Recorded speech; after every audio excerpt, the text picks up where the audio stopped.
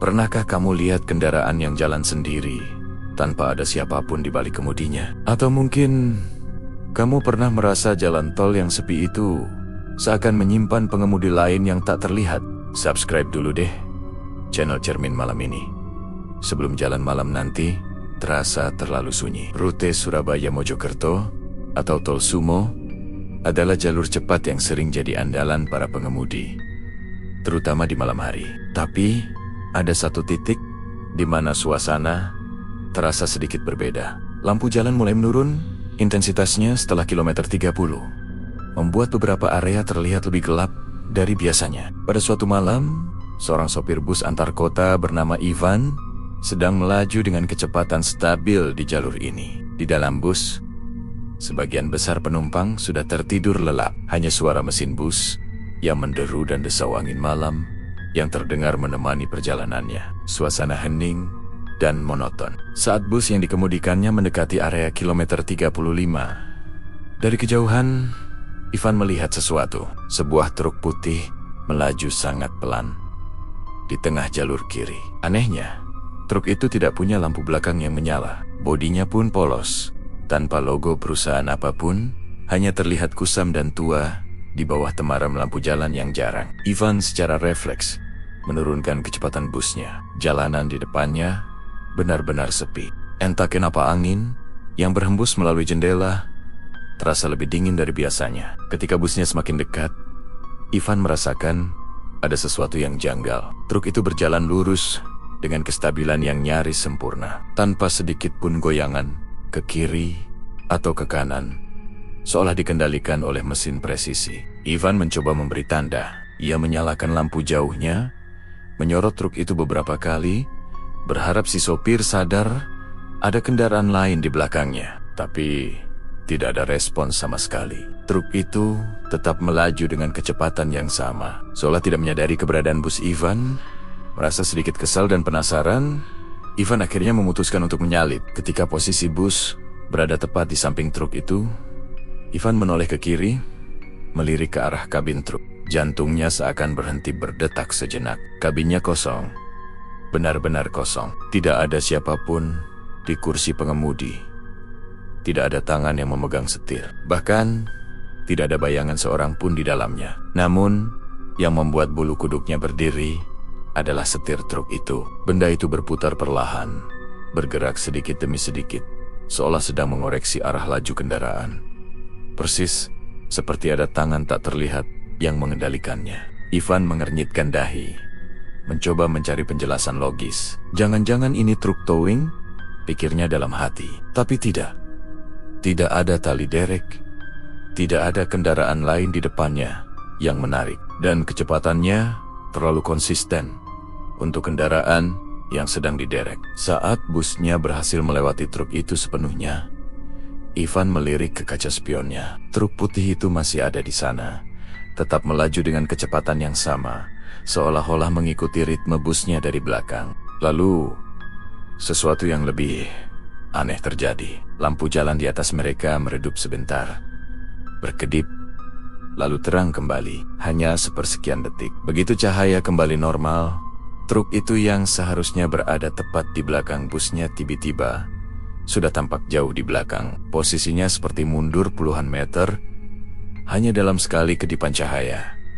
Truk itu tidak menghilang, hanya berpindah posisi terlalu cepat untuk ukuran kendaraan berat yang sedang melaju. Kalau kamu ada di posisi Ivan dan melihat kabin truk kosong, tapi setirnya bergerak sendiri, kamu bakal anggap itu ilusi mata, teknologi canggih, atau jangan-jangan sesuatu yang lain. Ivan berusaha keras untuk tetap tenang. Ia mencoba mengalihkan fokusnya kembali ke jalanan di depan. Namun, matanya tak bisa lepas dari kaca spion. Dari pantulan cermin itu, ia melihat truk putih di belakangnya perlahan-lahan mengecil, semakin jauh, lalu menghilang begitu saja saat memasuki bagian tikungan panjang di kilometer ke-35. Truk itu tidak berhenti, tidak menepi ke bahu jalan. Ia hanya lenyap dari pandangan, padahal jalurnya lurus dan tidak ada tempat untuk bersembunyi. Perasaan tidak nyaman menyelimuti Ivan hingga ia tiba di rest area berikutnya. Ia butuh istirahat sejenak untuk menenangkan diri. Saat memesan kopi, ia tak sengaja mengobrol dengan petugas tol yang sedang berjaga malam itu dan menceritakan pengalamannya barusan. Di luar dugaan petugas itu hanya mengangguk pelan, seolah cerita itu sudah tidak asing lagi di telinganya. Saya sering dengar cerita begitu, Mas. Kalau yang dilihatnya truk putih. Ya, itu memang yang sering lewat di KM 35, kata petugas itu dengan nada datar. Ivan terkejut. Lah, maksudnya gimana, Pak? Kadang muncul, Mas, kadang enggak. Tapi jam munculnya hampir selalu sama, lewat tengah malam. Ivan terdiam, menatap kembali ke arah jalan tol yang gelap dari kejauhan. Angin dari arah timur yang berhembus malam itu terasa jauh lebih dingin dari biasanya. Beberapa malam setelah kejadian yang dialami Ivan, bus lain dari perusahaan yang berbeda juga melaporkan hal serupa. Sopirnya mengaku melihat truk putih tanpa lampu belakang melaju pelan, selalu di jalur kiri, selalu dengan kecepatan yang sama, dan selalu di sekitar kilometer ke-35. Jamnya pun hampir sama, sekitar pukul 3 pagi. Yang membuat cerita ini semakin aneh adalah truk itu tidak pernah terekam jelas oleh kamera pengawas tol. Petugas yang memeriksa rekaman CCTV di titik tersebut hanya menemukan sebuah bayangan samar. Bentuknya seperti kendaraan buram yang tidak memantulkan cahaya dengan benar, seolah bukan benda padat. Namun anehnya, data dari GPS kendaraan-kendaraan yang melintas di jam-jam tersebut selalu menunjukkan adanya sensor gangguan kecil setiap kali mereka berada di titik itu. Seolah ada benda besar tak terlihat yang melintas di dekat mereka, mengganggu sinyal sesaat. Beberapa pengguna tol lain yang pernah mengalami hal serupa juga mengatakan hal yang sama.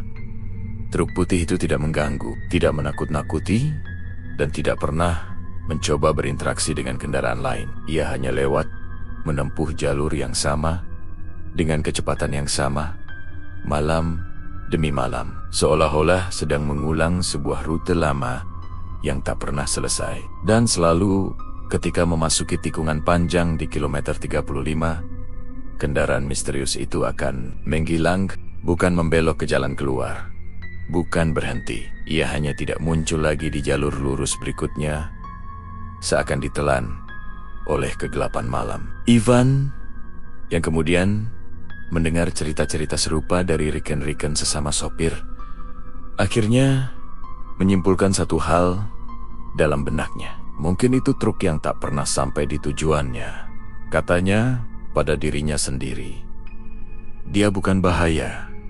Dia hanya masih setia mengikuti rute yang ia kenal, menyelesaikan perjalanan yang tertunda. Sekarang bayangkan, kalau kamu lagi nyetir sendirian di tol Sumo Malamulam, dan kamu melihat ada truk tanpa lampu di depanmu di sekitar KM 35, apa yang akan kamu lakukan?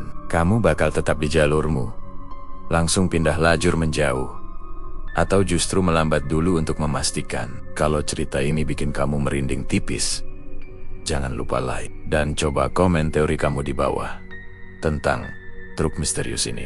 Subscribe juga channel Cermin Malam biar kamu gak ketinggalan misteri-misteri lain dari jalan raya di malam hari. Karena di sini setiap cerita adalah sebuah peringatan.